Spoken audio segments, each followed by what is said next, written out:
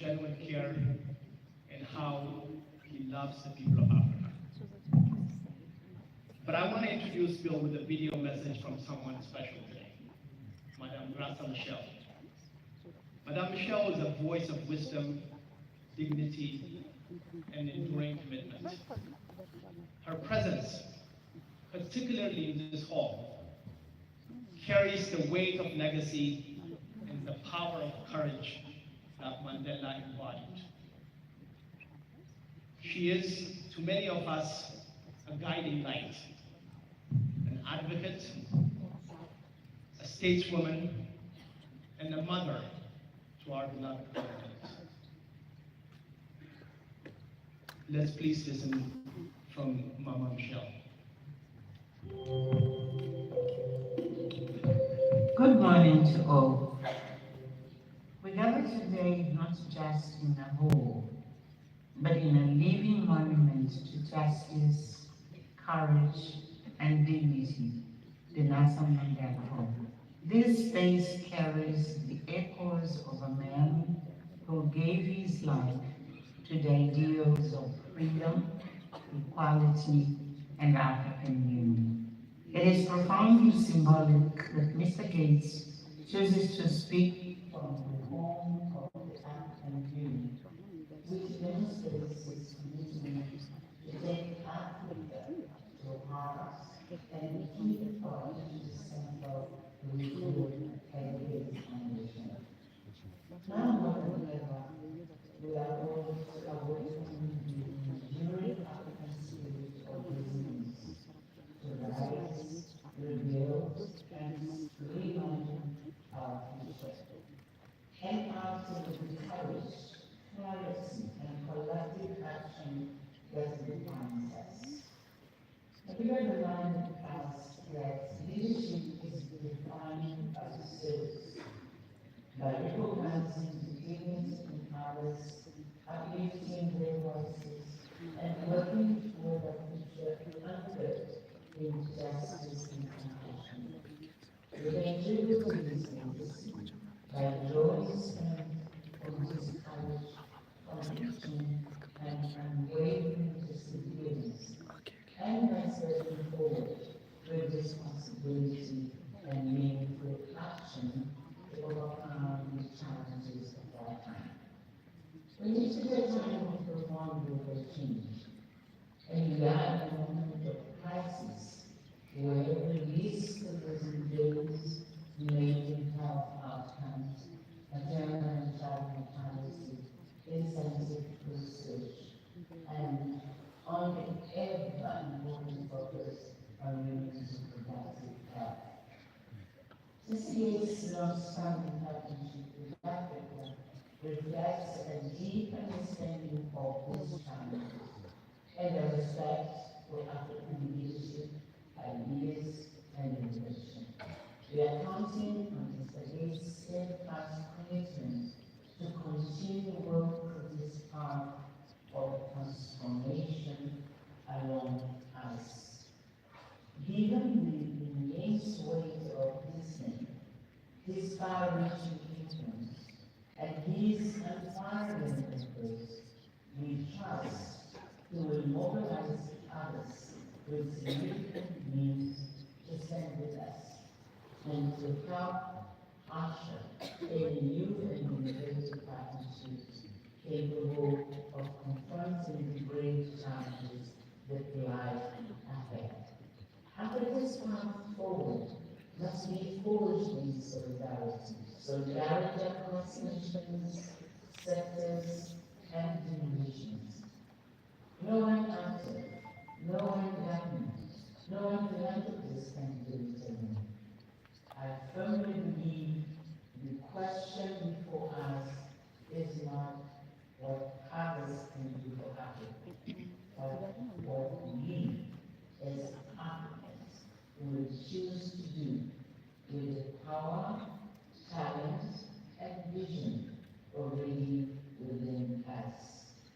African leaders, private sector, and civil society, as well as the citizens alike, know that we must leverage all the resources at our disposal destiny of our people into our own hands. It is my honor to welcome you, my friend and the friend of Africa, a man whose journey was shaped in part by the example of Mandela, and who has chosen to work alongside our continent in pursuit of a better future. He joins us today not only in reflection, but to offer a bold vision for the new 20 years anchored in enduring belief in Africa's promise. You're welcome.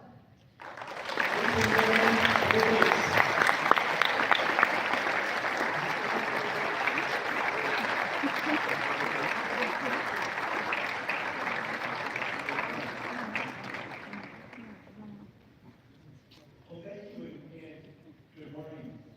It's fantastic to see the large group here today. Really appreciate the comments that Grassa made. She's been a great leader and an incredible partner who I was privileged to work with. I also got to work with President Mandela, who's of course one of the most inspirational people ever. Throughout his life, he showed incredible courage. And now, Africa's at a time where they're looking for the next generation of leaders that will provide the great examples like he did. Today I'm going to talk about the progress that has been made, my optimism for the future, and some of the specific things that we need to do, as well as my commitment to help with the challenges that Africa's taking on. Mostly I like to look forward, look at the new science, look at the progress that's been made. But this year in particular, I find myself looking back on what's been done. This year is the 50th anniversary of Microsoft, the company I founded and which provides the fortune that I'm now giving away. It's the 25th year of the Gates Foundation, and also later this year, I'll celebrate my 70th birthday. You see here a picture from back in 1993, which was one of my first visits to Africa. It was a fantastic trip, made a real impression on me, and made me commit to learn more and to understand the history, the amazing history here.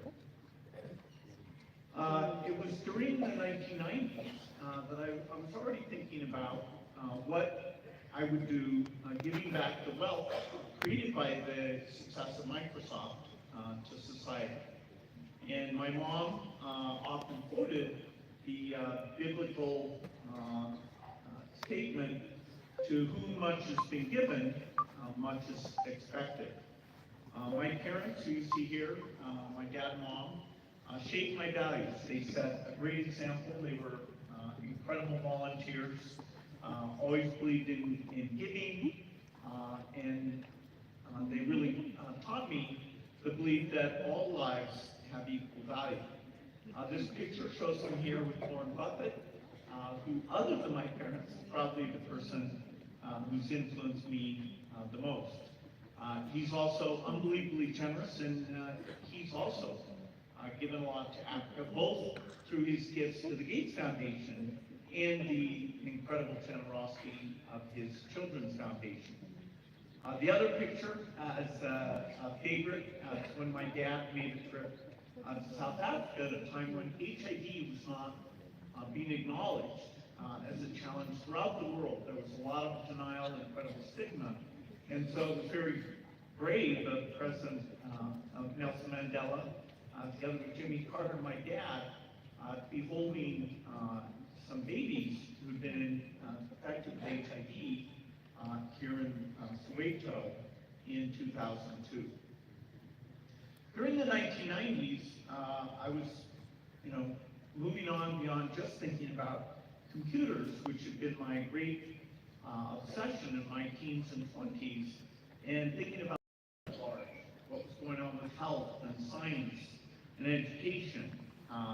And an article I saw by Nick Kristof in 1997 taught me about the number of kids who are dying of diarrhea, and taught me that it was mostly kids in the lower income countries.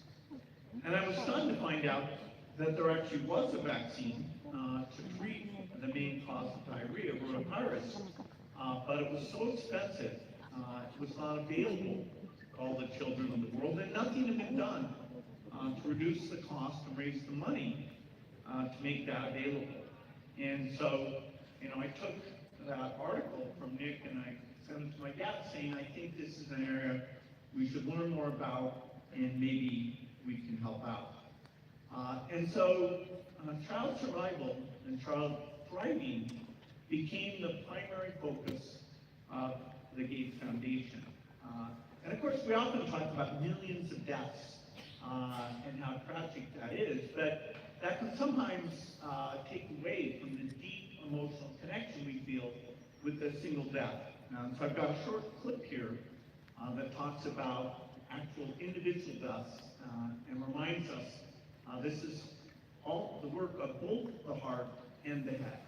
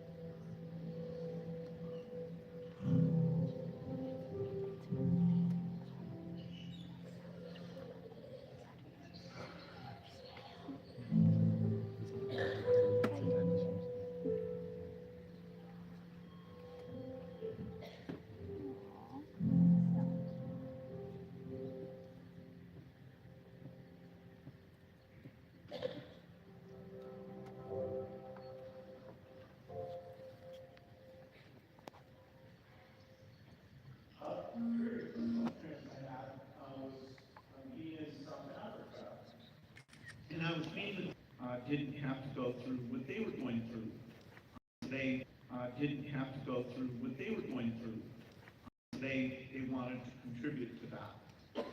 We can see that most of these under 5 deaths are taking place in lower income countries.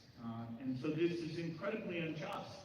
A child born in many parts of Africa has 50 times the chance of dying before the age of 5 than children in other countries. And so from this very beginning, starting in the year 2000, the foundation has learned from our partners in Africa. We've learned about health, agriculture, education, and we've talked about how can we bring innovation to bear on these problems. Some of the innovation is very scientific, creating new vaccines for malaria, HIV, and tuberculosis. Some of it's very basic, like how do you organize the primary healthcare system? How do you engage the citizens and convince them of what kind of health practices will work the best?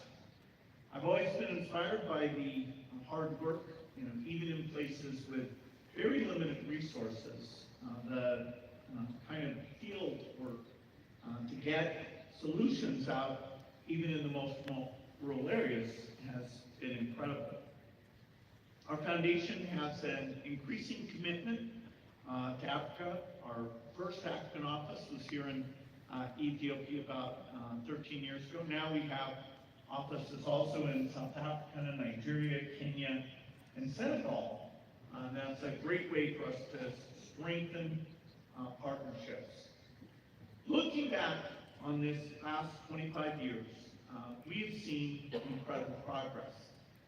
The progress in global health is not well known, and yet I consider it one of the greatest things that humanity has done. The reduction in under 5 deaths from just under 10 million to now well under 5 million during these 25 years is really mind-blowing. It is more than twice as fast in reduction of deaths than in any period in history. And there's some very specific things that were done to get this result. Early in the Foundation's history, we were a founder of a group called Gavi that was there to help buy vaccines. We spent the money to make sure the cost of that diarrheal rotavirus vaccine went down from $30 to under $2. And leaders in countries made sure that those new vaccines got adopted and looked into their primary health care system to see, okay, what percentage of the children were being reached and what should they do to get that up towards 100%. There are many exemplars in this work, including Ethiopia. For sub-Saharan Africa as a whole, deaths have been cut in a third, and Ethiopia has done even better than that, achieving a cut of more than half. So we've gone from about 400,000 now down to 183,000. How did this happen? Well, the government made healthcare, and in particular, primary healthcare, a priority by creating the idea of health posts and growing those from about 1,000 in 2005 to more than 15,000 today. They also used data to track the supplies and make sure the vaccines were getting out. They hired an incredible cohort of these health extension workers. And I want to recognize the amazing health extension workers who are here today. Your work has saved lives, and I have enormous respect for the great work you do. Thank you.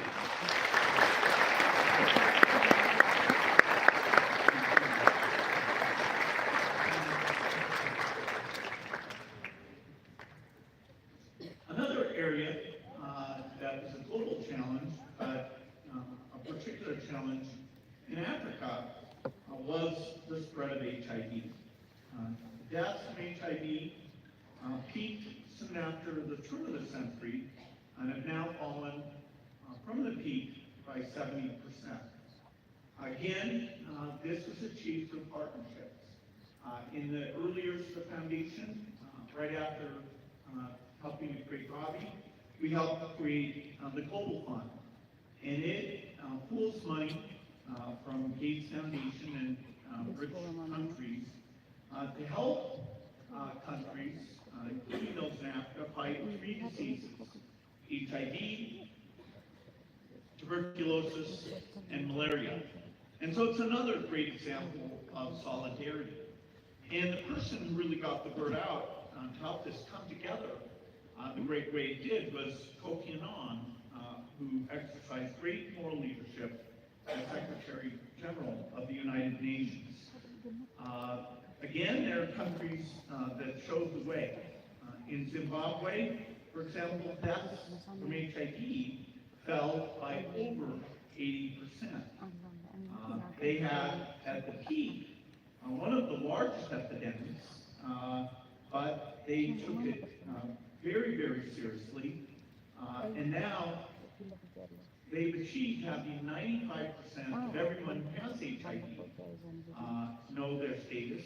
95% of those people are on treatment, and 95% have full viral suppression. And that's actually the best of all countries in the world to achieve all 3 of those goals. And that means that the disease numbers will continue to go down. Now, the Gates Foundation is funding lots of new tools for all of these diseases. For example, in the case of HIV, we now have a shot that if someone gets that shot, they're protected for the next 6 months. So getting that shot twice a year will protect you for the entire year. So we'll be rolling that out over the next year. Malaria, of course, is another big challenge, particularly in Africa. And we haven't made as much progress as we have on HIV. We always have setbacks. The parasite develops through drug resistance, the mosquitoes developed the insecticide resistance of bed nets, and the spraying doesn't have as much effect, and so it's tough. We need to keep innovating. In bed nets, we now have dual insecticide nets. They started out being a lot more expensive, but we've been able to drive the price of those down to the same price, which is under $5. Mozambique has done particularly great work in cutting malaria deaths, and a lot of that is day-to-day data gathering, diagnosing the patients, creating maps, and using the resources very effectively. Every time you treat a patient and clear their malaria, that reduces the number of infections that take place for other people. Here, there's an even more exciting tools pipeline, including new ways of killing mosquitoes or making them unable to carry the malaria parasite. And so as our partners here in Africa, a lot of African scientists are testing and refining those tools and getting them ready for broad spread rollout, I believe there's a real possibility over the next 20 years to completely eradicate malaria. And that would be a huge achievement. The disease that we're actively in the throes of hopefully the last years of eradication is polio. This effort started in 1988, well before there was a Gates Foundation. It was in 1996 that President Mandela and the organization that would become AU launched the Kick Polio Out of Africa campaign. The number of cases has come down worldwide. In 1995, we had 60,000. Now we're under 1,000. Polio was very difficult to get rid of in Nigeria, and it was only through great leadership, people like Dr. Mohammed Pate, who's now the Minister of Health there, that this was successful. I partner with generous leaders like Aliko Dangote to work with the traditional and religious leaders throughout the country, but particularly in the north, to get the word out about the importance of the polio vaccine. The main type of polio virus was completely eliminated in all of Africa in 2016, including in Nigeria, where it looked like we might not succeed. We still have a variant of polio that's circulating, and so now we have to take all the things we did before and double down and get rid of this variant and have that job be fully completed. Although the Gates Foundation does most of its work in health with new tools and helping pilot delivery programs, we also do a great deal of work in agriculture. And when we first got started, I didn't understand how important agriculture is. It's the backbone of the economy. It's also key to helping kids be fully nourished. That makes a big difference. And giving those farmers all the information and tools they need is a key goal for us. You know, they have the best weather data, pricing data, information about the best seeds to use. If the seeds were improved a great deal, they could economically get fertilizer, and the best fertilizer exactly matched to the needs of their soils. We would have great productivity increases. In fact, we're very committed to make that happen. The goal is to have Africa go from being a net food importer to being a significant net food exporter, even in the face of population growth and climate change. We know that this is achievable. One great example that's already made a huge difference is poultry. 10 years ago, we partnered with African partners to get a fantastic chicken, much bigger, lays more eggs, bigger eggs, more healthier, here into Africa. And thanks to many partners, including here in Ethiopia, Midrock Investment Group, across the continent, over 140 million of these furs have been gotten out into rural communities, and we can grow that even further. So innovation is part of the solution. The foundation works in a lot of other important areas. I won't be able to touch on them all. One is what we call digital public infrastructure. That's having each government have an identity scheme that works well. Being able to transact and save very easily from your mobile phone. So far, we have half the countries now implementing those systems, and we think it'll spread eventually to all of the different countries. So not only do you domestically have instant payment, but even in terms of integrating the African economies, these digital payments make it easy to work across borders. Another important area that we made progress is in neglected tropical diseases. And 23 countries in Africa have eliminated at least one of these diseases. For example, Togo became the first country in the world to eliminate 4 NTDs as public health problems. By doing a great job of getting the Drug Administration medicines out to all of their people. Likewise, TB, tuberculosis is a big area. We have a trial taking place in many countries of a new vaccine, and our partners, scientific partners in South Africa, have played an absolutely central role in advancing that work. Well, why am I optimistic? Well, I am a technologist at heart. I love backing scientists with great new ideas. And the latest technology we're all hearing about is artificial intelligence. And I can say to you that this will be deeply important. It's an incredible opportunity. It brings challenges with it, but we, as we drive it forward, will make a huge difference in health, education, and agriculture. And now seeing young people in Africa embracing this and thinking about how it applies to the problems that they want to solve.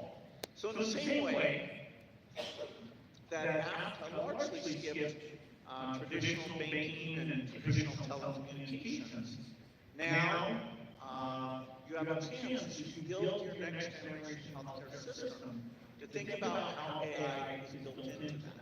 To empower your farmers, to make sure that an AI can advise, giving better information to even the farmer with the smallest land holding, better advice than even a farmer in a rich country is getting today. Already, we're seeing good examples of this. We're using the AI ultrasound as a very cheap device that with an AI interpretation,